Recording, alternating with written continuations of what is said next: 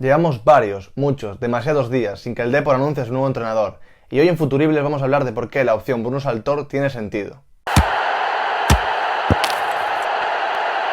Lo primero que quiero comentar es que no entiendo el enfado por parte de Twitter Depor y por aficionados del Depor en general, que no ven el nombre de Bruno Saltor como un candidato válido a ser entrenador del Depor. Tampoco entiendo por qué se cree que el único motivo por el que Bruno Saltor es candidato a este puesto es por amiguismo con Fernando Soriano, cuando realmente coincidieron una temporada en Almería como jugadores, es de lo único de lo que se conocen, que no puede estar debida esta contratación a otros motivos, como por ejemplo considerar que es un entrenador español joven y prometedor que puede potenciar la plantilla y ayudar a conseguir los objetivos del club. Con lo que he empezado diciendo, no me estoy refiriendo a que no entienda el miedo o la reticencia a un nombre como el de Bruno Saltor, un entrenador que no tiene experiencia como primer entrenador. No digo eso, simplemente digo que no entiendo el enfado, porque muchas de las personas que se enfadan porque suena el nombre de Bruno Saltor son las que pedían que Idiáquez se fuera a la calle. Entonces creo que hay que confiar, aunque cueste, en la decisión que tome la directiva y Fernando Soriano en este caso, para la contratación de un nuevo técnico. Es una apuesta muy arriesgada, no digo que no, pero como todas las apuestas de alto riesgo, tiene una alta recompensa. En este caso sería encontrar un entrenador que, pese a no tener una experiencia contrastada, dé un nivel por encima de los entrenadores que estaban sonando para el puesto. Solo ha dirigido un partido en toda su carrera, un 0-0 del Chelsea contra el Liverpool en Premier League. Así que para este análisis no podemos basarnos mucho en ese partido, pero por otra parte podemos fijarnos en los mentores que ha tenido y los entrenadores de los que ha sido segundo entrenador o asistente.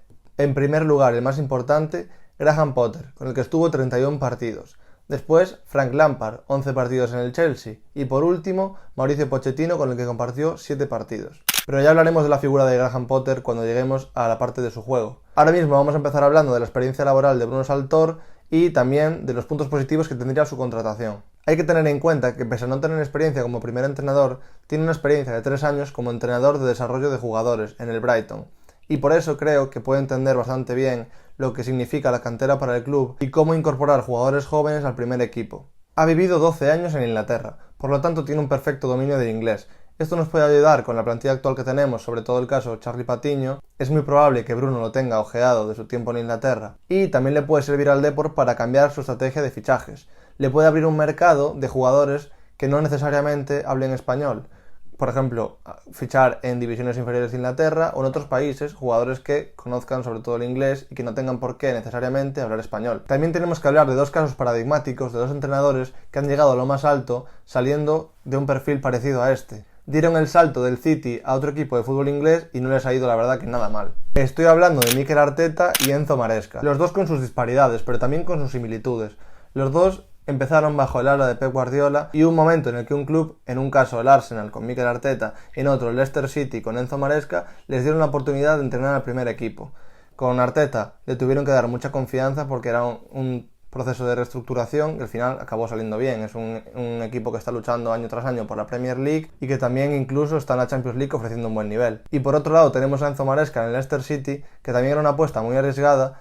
Entró en el club de segunda división y lo ascendió el primer año con un muy buen rendimiento en la Championship. Tan buen rendimiento que el Chelsea se fijó en él para hacerlo su entrenador para esta campaña 24-25. Entonces tenemos a dos entrenadores, uno de ellos español, que hace un par de años estaban bajo la batuta de otro entrenador como es Pep Guardiola en este caso.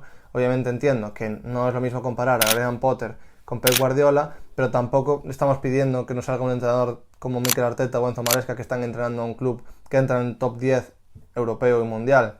Estamos buscando que nos salga un entrenador que mínimo sea válido para la primera división española, no digamos ya que sea de los mejores de la segunda. Entonces tenemos estos dos casos que, aunque tengan la principal diferencia del técnico mentor, en este caso Pep Guardiola comparándolo con Graham Potter, también entendemos que es un tipo de apuesta que puede acabar saliendo muy bien a largo plazo. Y que igual que hay jugadores que son jóvenes promesas, esto también sucede en el mundo de los entrenadores. E igual que hay que intentar identificar a jugadores que son jóvenes promesas antes de que exploten y se vuelvan inaccesibles, esto también sucede en el caso de los entrenadores. Y aunque no es tan común, porque normalmente se pide que un entrenador tenga una cierta experiencia, en algún sitio tiene que empezar.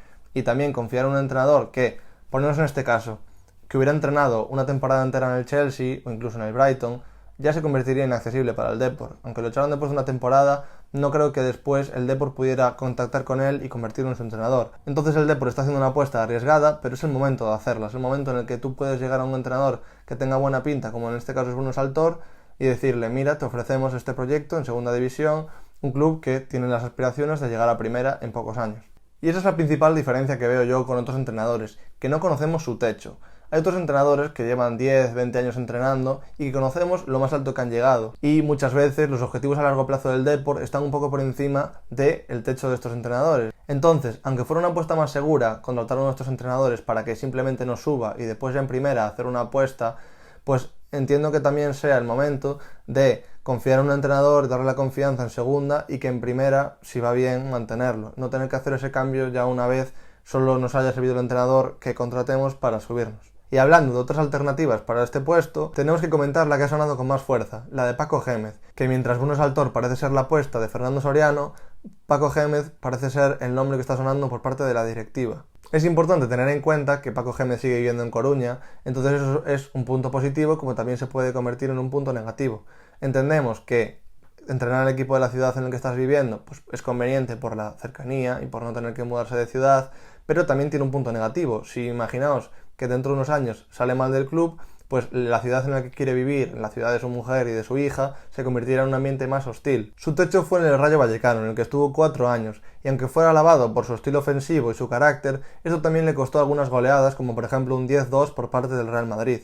También ha estado en otros equipos como en el Córdoba en 2 etapas, en Las Palmas en 2 etapas, en el Rayo también en 2 etapas y también ha tenido experiencia internacional en Irán y México. También ha sonado otros nombres como el de Sergio González, que no se pudo dar por un problema de salud, y Pacheta, que no sabemos exactamente el motivo, pero fue descartado del proceso. Y otras opciones que también han sonado y como son de la casa parece que suenan mejor para algunas personas son Gil Sanz, Manuel Pablo y Valerón. Cada uno tiene su nivel de aceptación dentro del Twitter Depor y de la gente que aboga por su contratación, pero dentro de lo que se dice que ya de hacer una apuesta muy arriesgada, apostar por lo nuestro, por un entrenador que conoce la casa y que pertenece a nuestra cultura y a nuestros exjugadores o entrenadores. Siguiendo con Bruno Saltor y con el tema de su inexperiencia, también es importante recalcar que este hándicap se agranda cuando hablamos de segunda división.